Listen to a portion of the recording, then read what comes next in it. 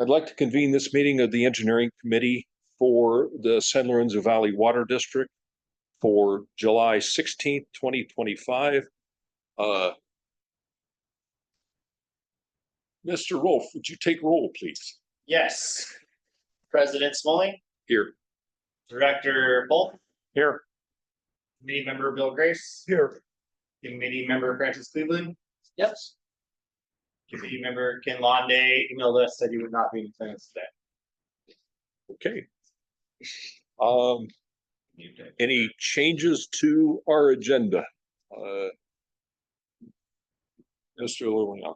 No changes. Okay. All right. Oral communications.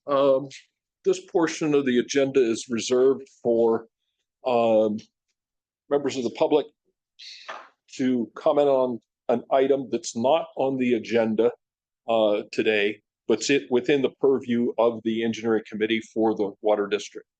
Does anybody from the public want to comment? I see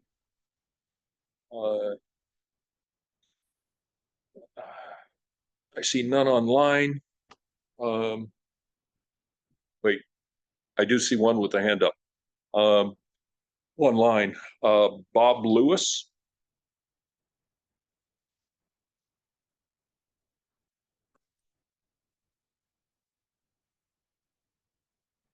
Mr. Lewis, if you will unmute. Okay. Is that better? Right. Yes, we can hear you now. Okay. On Lost Acre Drive, there's a pump house at the corner. And prior to you folks taking over our system, I was part of the negotiations for that. I used to maintain that pump house for about 40 years or 30 years, about 30 years maybe. Anyway,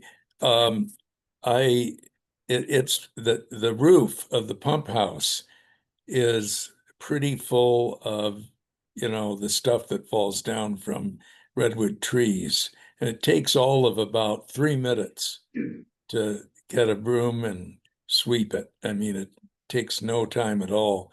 So I was just going to suggest that somebody do that in order to help maintain the investment. Okay, thank you for the comment. I see the staff taking a note on that. Okay, thank you. Okay. Anybody else? Seeing none.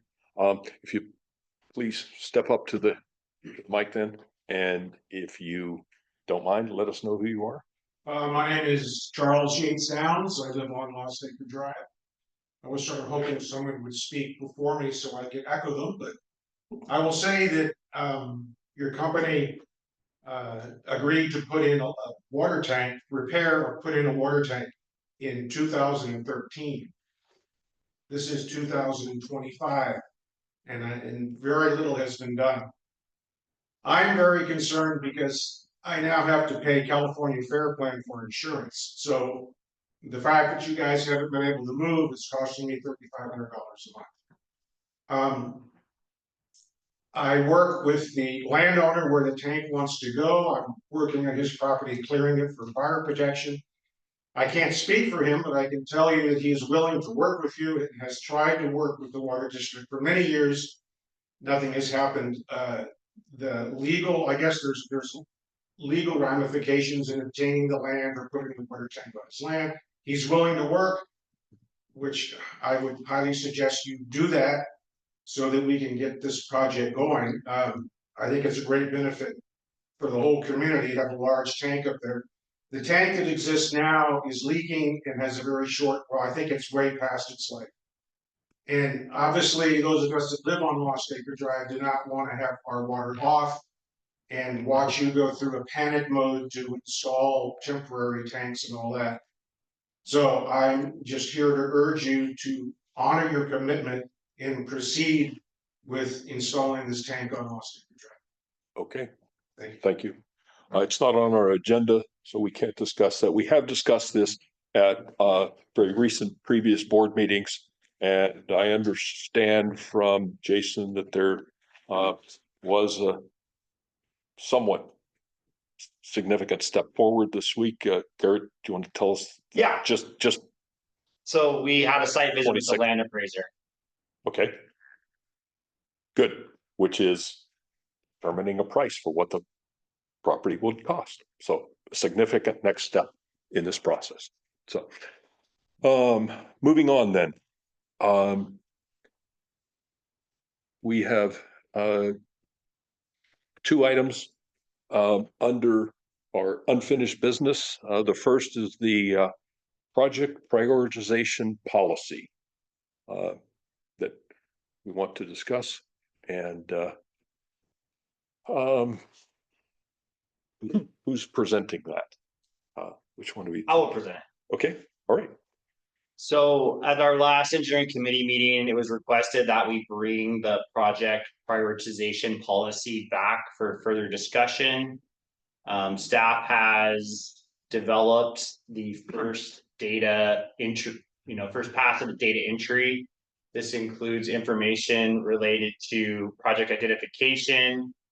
So we have bullet points in the policy that indicate we should have a project ID, which is a number or alphanumeric supporting logical sorting, a brief name, a longer description, general location, date identified in ISO 8601 format, type of project based on categories above, funding source, status, initial cost estimate, design cost estimate, awarded bid amount. So staff had did our first pass at trying to input this data for all projects that are on the 5-year CIP, capital improvement program list that was approved by the board at the June 5th, 2025 board meeting. So we, And is that page 18 in this board packet that you, correct. okay, so Yes. that's, okay. So So page 18. to the rest of the committee members, that's okay. Yeah, so this is Been what presented to us. staff was able to provide at this time. Okay. So the next step is going to be to gather additional information so that we want to look at the budgeted projects. That would be 2 years of projects. Mhm. And give them the formula for prioritizing discretionary projects. So it would only apply to discretionary projects. And then we can use the chart to see how the formulas are showing us which projects are, a high priority and hopefully a low cost. Okay, all right. With that, the board has, the committee, I believe, has seen the memo along with the policy that you put in front of us. I do want to ask our new general manager, Jason Lillian, for just a brief comment on that. And for those that aren't aware, Jason has been with the district for 17 days now. So this is this policy and any prior discussions he hasn't been involved in. So any brief comment on this? Other than the importance of having it, I don't have a lot of feedback on the policy. Garrett's done an amazing job on it, but it's important to have. Okay. It's important to know. I mean, the bottom line is there's more projects to be done than there are funds. So having where we draw the line, right? What do the next 2 years look like? Having that plan going forward so that we can start putting shovels in the ground and moving forward is the most important thing. Okay, good. Thank you, Jason. So, comments from the other committee members. I do want to reflect the significant work that staff and Director Foltz have put into this to get us to this point. So I'd like to hear from you first, Bob, to comment on this and kind of what you think we should be seeing from this. So given that I've been unavailable since July 1st, when Jason joined us, And I think during that time, staff Joel and Garrett got the information together and sent it to me. I haven't had a chance to digest it. I just got back last night, as a matter of fact. And also I wanted to say that because of Jason joined, this process got started before Jason was really signed and sealed and delivered. So, absolutely, I think this process needs to make sure that your view of how these things should go is reflected in here. The only reason that we had come up with this is the district had nothing, and it was leading to what I would call some very anomalous situations. The Felton Heights tank, for example, that has been outstanding for quite a while. The lack of coatings on the steel tanks that are well past their maintenance life. Those were being pushed out, in my opinion, because there wasn't a policy that said these are things that have to be done. They're not discretionary and you can do them whenever you want. You make a commitment, we need to follow through on it. And I think the gentleman's comments were very appropriate. So while it isn't directly on the agenda, it is a object lesson and why a policy like this is needed. Now, that said, this isn't meant to be something that is coming from on high. This is meant to provide us with a starting point that we can have a discussion about how to do this and how to make this work. And I think also in the policy, there's we need to review this after a certain period of time to see how it's working. What I'd like to do, I think at this point, is see if there are any other specific comments from the committee members on, hey, are we missing something? If something doesn't make sense, what have you. Let me go do a little bit of work on the spreadsheet on the data that you guys have provided so far to see if we can come up with some formulaic way of presenting the information. And let's have staff, run with this in more depth and get this done as quickly as we can, given all the things that are going to be on your plate, Jason. Does that make sense? I mean, I think that we really need to move it from a board directed thing to a staff directed thing. I agree. And now that we have a general manager on board, Right. having the general manager drive this, Right. To then be able to bring it to the full board eventually. Yeah, I mean, the would be idea, good. yeah, the idea is to have the policy in place so that we have the understanding of how to get the projects moving forward, that we're not spinning wheels, we're not shotgunning it, we're not doing these projects knee-jerk reaction. So and especially from my point of view, since the schedule for working on this for next year's budget starts in about 2 months. So that's at least that was the schedule that was proposed in here, because this last year, the engineering committee didn't really have a lot of direct input into the capital projects that were identified. It was basically all handled by the budget committee. And I'm not saying the budget committee doesn't have a role, of course they do, but it's a balance role between, I think, the two committees. Okay. All right. Comments from the other committee members. Francis? I have mostly a question, which is that you've got non-discretionary, semi-discretionary, and discretionary. And just in looking at the semi-discretionary, it seems to encompass sort of some fuzzy stuff, which I understand is why it's semi and not non-discretionary. But I was wondering if there's a way of distinguishing more clearly what it is that's making something semi-discretionary as opposed to discretionary. Or emergency discretion, non-discretionary is clear. Well, that'd probably be a question for me to at least give some input into before we give it to staff. And I think this is a question similar to one that I asked at the Yeah. last committee. Yeah, and at the last committee, I said, there's always a way of trying to describe things, perhaps using different language, what have you. But what I came up with there was, there are some things that you got to do like right now. So the immediate recovery, for example, from the CZU fire, that's obvious. Yeah, that has to be done. But The longer term recovery from that, that's sort of flexed. And we're into the It's 5th year now. fuzzy. It's fuzzy because especially the more complex the project, the more that it tends to flex, I think. And the raw water pipelines are probably the most complicated part of the pipeline system that we have because of the fact that they're going through watershed land. And it's very difficult to do a lot of firm planning on it. You got FEMA money, you got to put the money up front, you got grants, what have you. There's a lot of moving parts that have to be coordinated to try to get a schedule in place. The other item that came up in this was a neighborhood in Felton. I forget, was it Brookside Drive, Mark? Brookside Drive, yeah. Yeah. So that was one of those that came up as a result, I think, of the 2023 Yes. rainfall, right?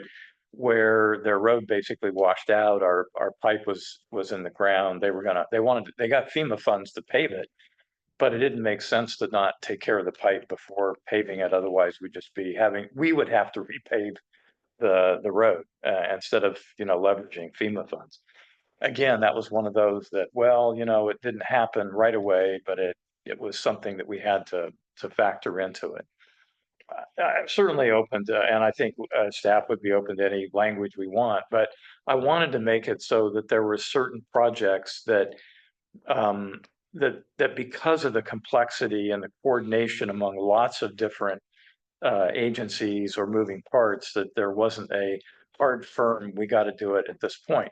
But those are higher priority than strict discretionary, right? Because discretionary, from my point of view, is basically the water master plan. Those are capital projects that have been identified, and maybe discretionary isn't a great word, but discretionary from a schedule point of view. When we decide to do those is really more or less up to us and funds available and the like, right? So you've got this sort of meta ground between we got to do it, no questions asked, and we got to do it on a schedule as funds are available. You're bringing up nomenclature. Is there a different word other than semi-discretionary that would capture what you're thinking with this? I haven't spent a lot of time. And I don't know what that word is, but sometimes if you change a word or give it a different title, it becomes less of a, well, what's the difference between these two, the semi and the Meta-mandatory. I don't want to come up with it. But Yeah, I just want to ask that question. Sure. So actually, I was just thinking that because you've listed 5 items under semi-discretionary, what might be useful is for each of the semi-discretionary, maybe in a different table, because you don't want to mess up the basic one, but at least have the issues for each of the projects that's causing it to be semi-discretionary. Well, yeah, I mean, It could be just a check Sure. list, Yeah, and the 2 items that are in there really pertain to disaster recovery, longer term disaster recovery, in coordination with neighborhoods and all that. The 5 items you're referring to are basically the funding mechanisms by which those are going to get done.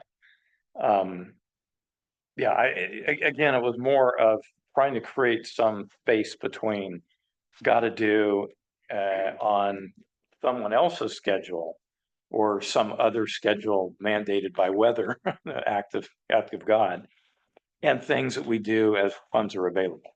So is mandated rather than non-discretionary? Well, Oh, but mandated. or So mandatory. Yeah. it's more around the schedule, Right. right? It's mandatory in the sense we have to do it, Mandatory. but mandatory is the first one, isn't it? Okay. Non-discretionary, yeah, okay. Immediate or something Something, I mean, like there's that. some language we can come up with Okay. to do that. I don't want to get too hung up in language. It's more around the concept of stuff that's Agree. driven by someone else's Agree. schedule or some other schedule. Stuff that's driven by the Right. water master plan and stuff that's in the middle. Right. Yeah, and I think that's where I'm sort of saying where we've got these iffy areas, these Yes. gray areas, to have a more clarity Mhm. on why they're gray, and therefore we can take a look at that. If it's purely funding, okay, then then it's a money thing. If it's, you've got to get somebody out there or whatever else needs to be done before you can do anything, that's good to know so that we can build that in. And I think Yeah. that's what I'm saying, in these fuzzy areas, to have a little more definition of Okay. why it's fuzzy. Yeah, I think Francis's question was not the label of the bucket, but why is it going into Yeah. that bucket? So I think a final version of this would have, this is the score, this is the category, and then next to that, this is the reasoning for that category. And that can extend to other things, right? Like, what are some of other categories? Our failure risk, we can assign that a score, and then next to that is, here's why we thought it deserved that score. And so Okay. you're looking at more Okay. than But the fact that she's asking. Oh, yeah. No. So, No, yeah, and when I wrote it, I was like, okay, well, I'm not explaining it well. to me, it just didn't feel right with the labels that were on it. Yeah. Simply that nomenclature, but I think the other benefit of having something like this, it also gives the communities transparency around how we're making the decision. There have been situations in the past where there was a lot of community anxiety over the fact that it wasn't clear why one project had been done over another, because there was a lot of sort of, stuff going on. And we don't want that. Right. That's not a Right. professional organization. Right. So. anything else, Francis? Well, that was the main point. When I'm just looking at this, it sort of popped out at me very Okay. clearly that there's this very gray area that's not well defined. Okay. Well, I like the fact that there are three categories for the various projects. But I do want to take exception to the categorization of the Lost Acre tank as semi-discretionary, because clearly it satisfies one of the non-discretionary points, which is a consolidation, water system consolidation. That's Garrett? but wait a minute. I think that's a really good point, because if you fall into two categories, from my point of view, you go to the higher category. Mhm. Right. So you were consolidating. And to me, I was going to raise that exact same issue, is that the Felton Heights tank is a consolidation. It's a mandatory, non-discretionary category. If we're following the new rules. the rule that anything associated with a consolidation goes into a mandatory situation. Okay. Especially when there was funding associated with it, which now, of course, is a fraction of what the thing's really going to cost due to the time that's elapsed. But it is what it is. There's still funding associated with it. Anything else, Bill? No. Okay. I have a few questions then. On page 8, there's a reference made to the district consolidation and service area expansion policy. Do we have one? That's the other thing that I was Okay, working so to be provided? to be provided. Right, okay, something like that, because that's No, it's good. puts up the flag for me. Yeah, sure. We Or should, is this we should have one. or is this the thing that Director Foltz is still working on? Yeah, it's now going to go somewhere else, Okay, but it was a thing that I was still working. All right, good.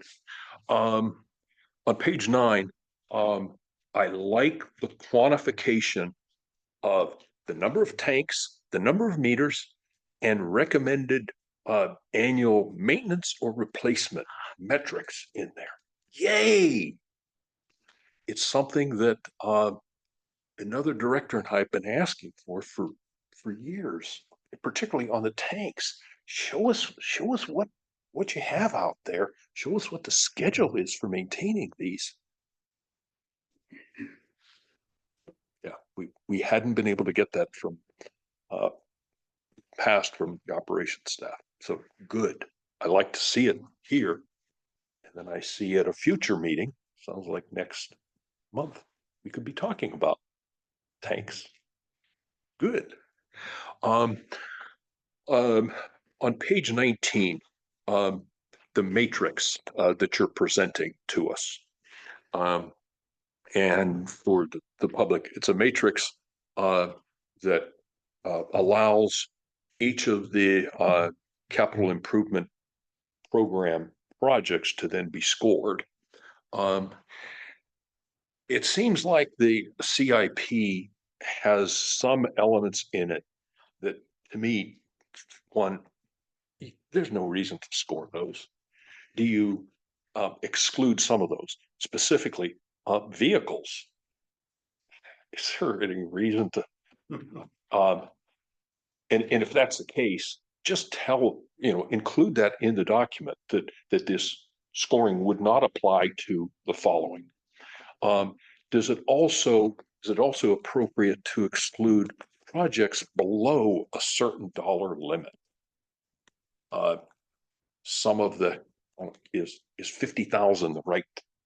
I don't know, but to me, it looked like there were a number of reasonably small things in there that you might spend more time doing scoring and debating on what the score should be than is worth it to. Yep. Okay. That's why I tried to keep it simple, but yeah. Right. So if it was just in the language of the policy itself, that this scoring would not attempt to be applied to the following. And I don't know if there's something else in there that's obvious. No, we shouldn't be. But to the $2 million projects, yes. Yeah. And then who scores these? And then what do we do with the rankings once they are scored? So I mean, I imagine staff would score the projects. Who?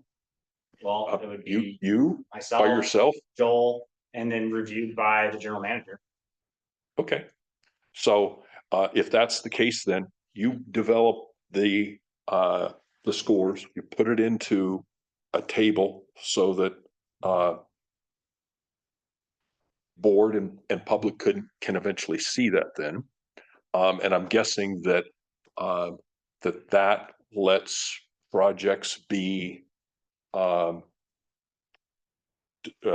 characterize it to, here are the top 6, here are 10 others that from a matrix scoring are at this level, that yes, we want to do those, but we got to do these 6 first. Exactly. Is that okay?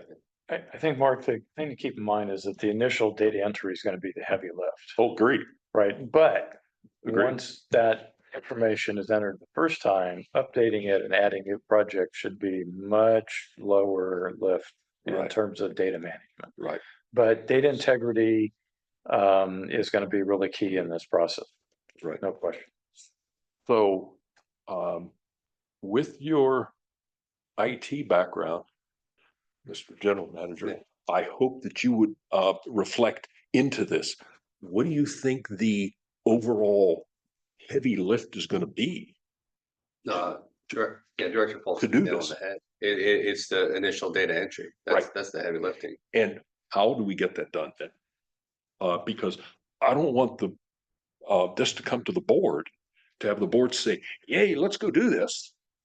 And then have you come back 2-3 months later to say, okay, here's the consultant that we're going to need for this. Right. And that consultant is going to be 150,000, that kind of or I don't think this is something that we're going to be able to do and set up internally, but maybe you can show us.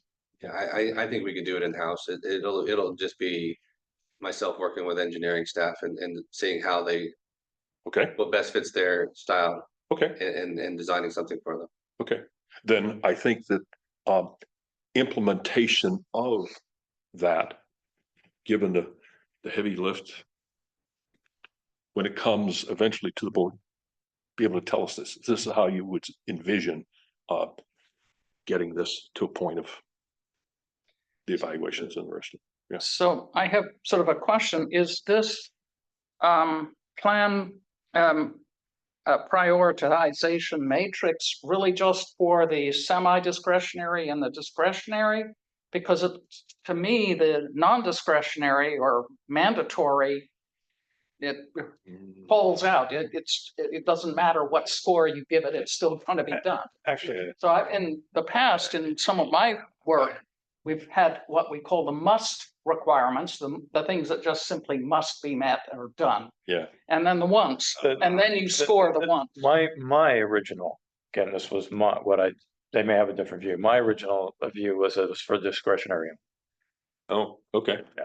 Because I would bet that if you applied that scoring to what we consider non-discretionary, you're gonna have some ranking in there that allows you to then say of pick a number. Of the 6 that are non-discretionary, here are the 2 that come out highest in that. But let them play with it, I think. Let's be candid though, because I don't want me to pick on Felton Heights, but it's a small neighborhood. Right. That tank is gonna be a big cost now. Yes. Right? Yes. And so if it wasn't part of a consolidation mandatory thing, it may fall down lower on the discretionary below the line of what's gonna get funded. Yeah. And now that may be something that you want to communicate, but I don't know that that's necessarily valuable for the people that have entered into agreements with the district in good faith. Okay. Then what I propose on score those or don't score those is, let's have an update from staff after assuming this goes, the board buys into, yes, go develop this. After you do some of the initial scoring to see what does this look like and how does this allow us? And does it make sense to don't score the non-discretionary or score? I don't know. See what it's like after you do some of the initial work on it. The idea is that non-discretionary items should naturally fall out to the top. Should. So Yeah, we'll see. they If they don't, we'll see what the matrix is doing. well, Not non-discretionary. if they don't, are they non-discretionary? But I don't. But again, if you go back and look at the category Yes. of mandatory or non-discretionary, Yes. it is independent of items like on the matrix that is on page 19. Yeah. They're really orthogonal to health and safety risk. Yeah. I mean, okay, yeah, there's a safety risk in Felton Heights, but whether or not it is the same health and safety risk as someone else, I don't know. Yeah. Right. For example, a safety issue at our water treatment plant. I mean, that affects everybody and is a major thing. That would go right to the top. And it might go above items that you have. Well, there may also be things where there's a health and safety risk, but if you take a very simple action, that goes away. Sure. No, of course. Block off the road, whatever it yeah. is that's Yeah. the safety issue. Right. Then it falls down into a completely different category. Yeah, and a lot of the items on page 19 really don't have to do with, the specific situations in the mandatory category anyway. I mean, cost benefit ROI, they'd be pretty low. No, don't mean to pick on you, but that's the reality. Regulatory compliance, well, maybe we got all sorts of people that have small tanks right now. Yeah. Service level improvement. Yeah. Got a lot of people that have service level improvements. What I'm trying to say here is in terms of where you spend your time, because time is short. I mean, you don't have an unlimited time. I'd like to make sure that we're not spending it on items that may not necessarily give us any value. I agree. If they did score any of the non-discretionary, that's the last. Okay. See how this works for that much larger group of discretionary or semi-discretionary. Fair enough. Yeah. Start with those. Okay. Any further comments from committee? Or I want to see what the general public has to say about this, if anything. No? Sure. Yeah, please.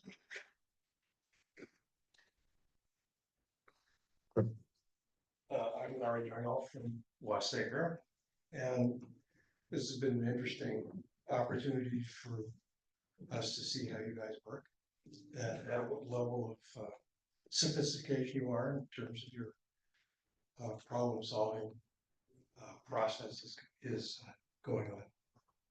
I'd like to suggest that also you look at your principles as being something that you consider, because you made an agreement with us 12 years ago.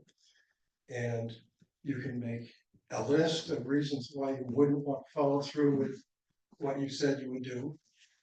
But you did say that you would build us a tank and we would give you our water system, and that hasn't happened.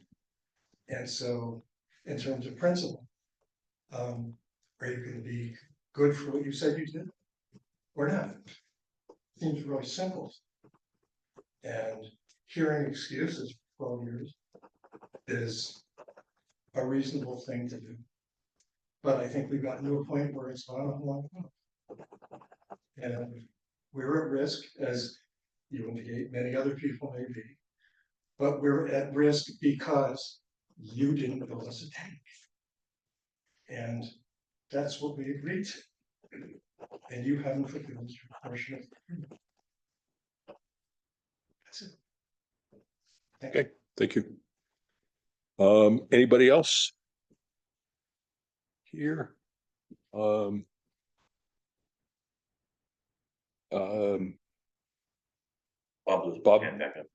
okay, Bob Lewis, you did put your hand back up. Okay, Bob Lewis.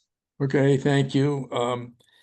Well, a couple of things come to mind. One is the current Redwood tank on Lost Acre has failed. It's now has a liner in order to extend its lifetime.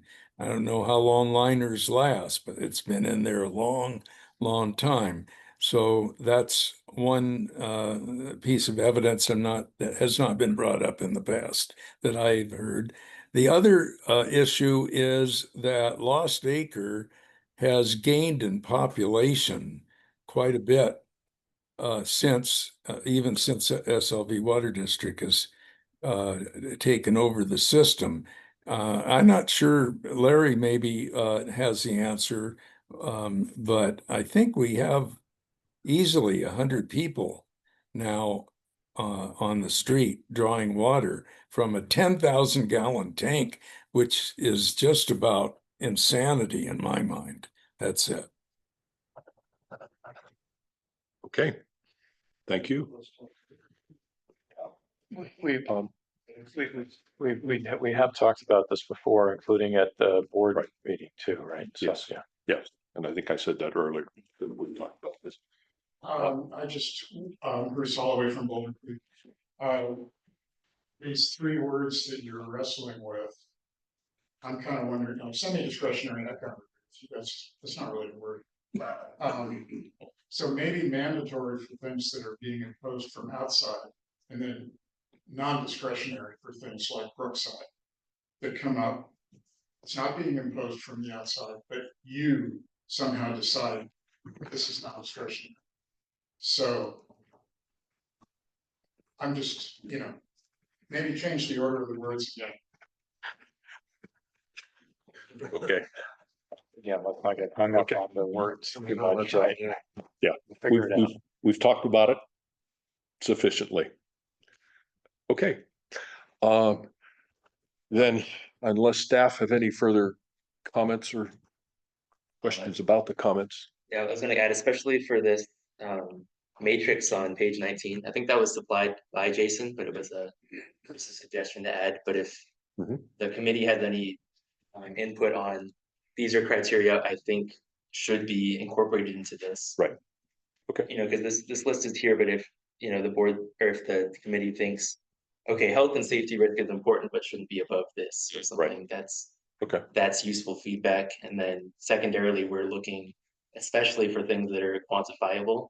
Right. If none of the data going in is quantifiable, then it's probably going to look the same as what's happened before. Garbage in, garbage out. Yeah, so Okay. an example that had come up from staff was quantifying the amount of extra staff time that certain problem sites incur. So as an example, the Echo tanks or the Lost Acres, the Valhalla tank. Right. If we're sending someone up there X times a week, Mhm. because the tank is in a bad situation, maybe Mhm. the skate is broken. then that's something that's quantifiable. We can say, this is costing us this many hours of manpower per week. Right. So if the committee has any suggestions or feedback on Okay, the categories we're looking at. that would be okay. helpful. Well, since you are soliciting the potential of additional comments, I want to put a by no later than committee members to provide any comments back to staff Yeah. on what we're seeing here. I'll add on to what Joel was saying, and the fact that this is a template. The weights can be manipulated if you think that that category needs more emphasis. The categories themselves can be stricken. It's completely, so it was a starting point, and I look forward to the input of the committee. For me, it's gonna be a balance between complexity, Right, therefore yeah, the I agree. time involved versus Couple of ideas. the there. result. Right, that you would likely get. Yeah, because I have a couple of thoughts along those lines. I mean, to be honest, if funding availability, if it's not available, you can't do it. It's, now, researching it is something else. Researching the funding availability might be something, but if it's not there, it's not there. Whether it's internal funding or external funding. The other thing is, again, I think anything that's a must and like the timing and urgency, there's no need to rank that. It's just, the water is pouring out from a tank that exploded, you have to work on it immediately. But the other thing with timing, and I'm listening to some of the Lost Acre comments, which is that some things that have been on the back burner for a while maybe should get higher priority as things progress. It's not just a matter of, well, maybe there's more population, or maybe there's, the equipment is now getting older. But in addition to that, it's been sitting around for, as an issue for a lot longer, and maybe that should be taken into account. Yeah, so the table does have the year identified indicated. Right. So staff felt that, having the day and the month was a little bit too much Yeah. detailed. Agreed. And that we should just include Yeah. the year The year that is it was fine. identified. Yeah. Yeah, year is Yeah. fine. We're not talking minutes, hours, days. We're, talking years. Right. And then Joel, correct me if I'm wrong, but a lot of the semi-discretionary project type is related to the funding source. Is that right? As far as it being a grant or FEMA? Yeah. So once it has one of those 4 bullet points identified in the policy, it puts it in the semi-discretionary. Mario, something else I wanted to, thanks for reminding me of that. Yeah. But I still think we are being a little promiscuous in our vocabulary, because the way this district uses the term reserves is confusing. Reserves are cash that we can use for any purpose whatsoever, totally at our discretion. And I think this all got started with the rate study. The consultant on the rate study started using bond funds as reserves. Bond funds can't be reserves. Bond funds have to be used for projects. And I prefer identified projects, but we'll talk about that as a board later on. Those are not things that we can just sort of shuffle around and do whatever we want with. And I think it's important that we make sure that we're identifying projects being funded by either a loan or a bond or something like that versus actual real reserves, that is cash we can do anything with, versus grants versus a combination. Because a project may have more than one source of funds, like our tank replacement will have at least 2 sources of funds and maybe 3. And I think that also needs to be reflected in there somehow. I think one of the data elements I'd suggested is having, sections, different columns for the various sources of funds that might be available to us. So I'm hoping that we can get our vocabulary to where we're using things correctly. And by the way, the reserves used in a accounting sense by Heather are not necessarily the reserves that we can use in the capital improvement projects, because Heather is referring to the reserves as being all the money, that entire 12 million. And according to our current policy, about 10.5 million of it is set aside for what may happen in the event of a disaster. Right, because we used about 4.5 million for the CZU response. Costs have easily doubled since then, if not more. That's the money that we set aside and have available at all times and isn't touched for any reason. That's a different set of money, even though Heather will refer to it as reserves. So vocabulary's really got to be straightened out here to make sure we're all on the same page when we're talking about the source of funds. Okay.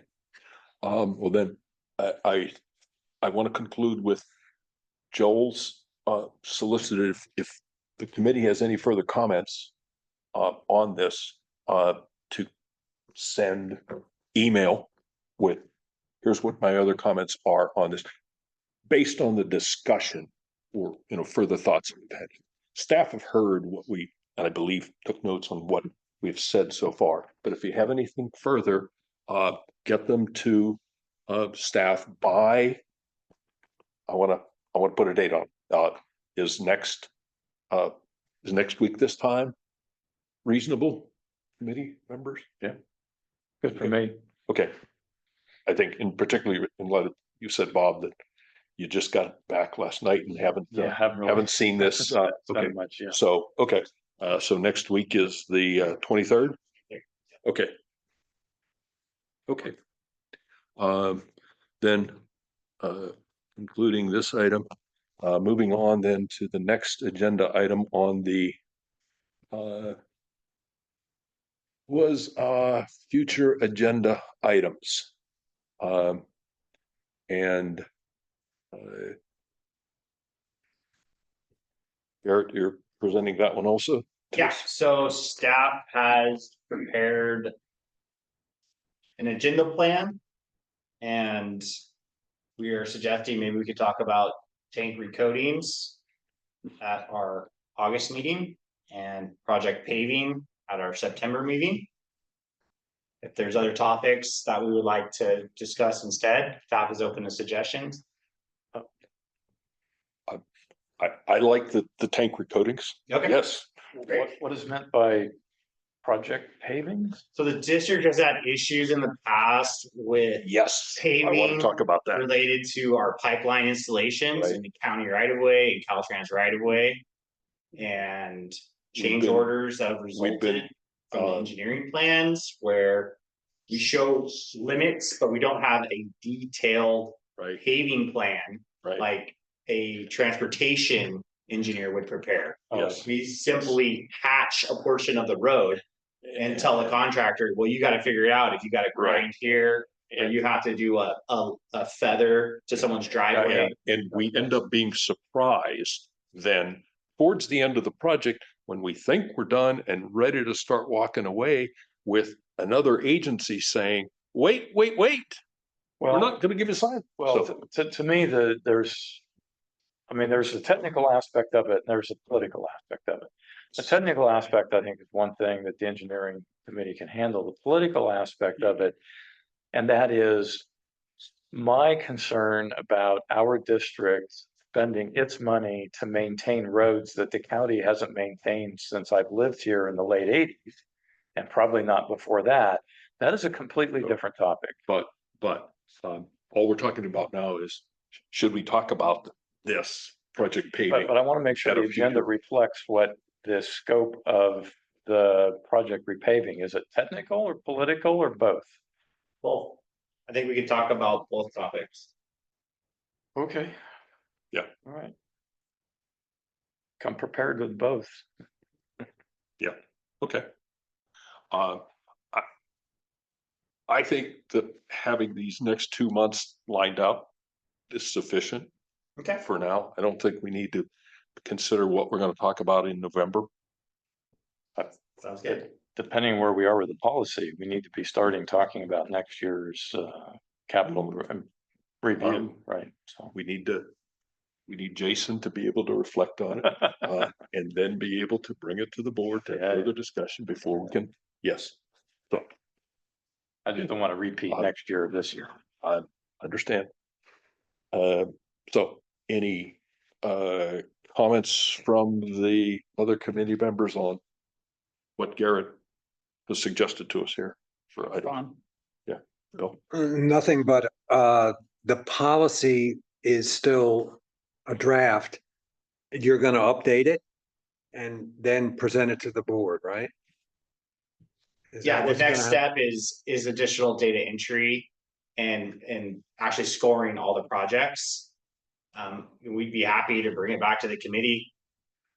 Perhaps you could just, distribute it to the committee members for review. I mean, we've already looked at it. We, would like to see what you're gonna present to the board. Right. I don't know timing. I don't want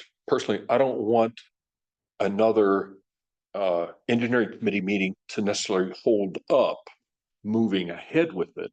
If you think it's ready, we could just circulate it to the committee at the same time it's going to the, Sure. but see what you think on it. I think we've had 2 bites at this already. Yeah, we'll wait for committee comments that Right. next week and we'll incorporate those and then we'll begin to do some data analysis. Okay. It'll give us a better understanding of where we're at. All right. Any comments from the public then on this future agendas item? I know it's scintillating, but okay. All right. Then with that, I think we can conclude. Yes. Can adjourn, and it's not 4 o'clock yet. Done in under an hour. Yeah. Okay, thanks, folks.